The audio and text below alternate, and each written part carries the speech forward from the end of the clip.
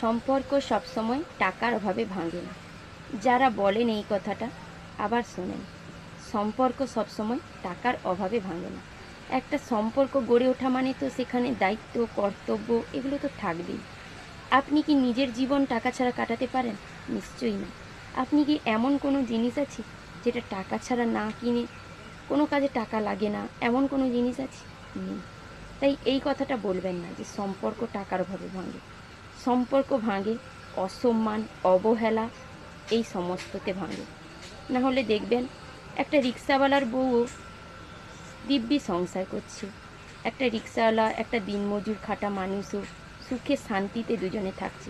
আবার দেখবেন কারোর জীবনে টাকার অভাব নেই, সংসারে কখনোই কোনো কিছুর অভাব নেই, কিন্তু দুজনের সম্পর্কের মধ্যে কোনো মিল নেই। কারণ তাদের মধ্যে সম্মানই নেই, তাদের মধ্যে ভালোবাসাই নেই, তারা একে অপরকে বোঝে না। তাই সম্পর্কের মাঝে সবসময় টাকার কথাটা, প্রসঙ্গটা আনবেন না।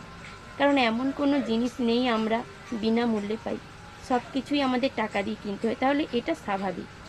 সম্পর্ককে টিকিয়ে রাখতে হলে সম্মান, মর্যাদা, একে অপরের প্রতি বিশ্বাস, এইগুলো প্রয়োজন। এটাই সব থেকে বড় কথা, বুঝলেন?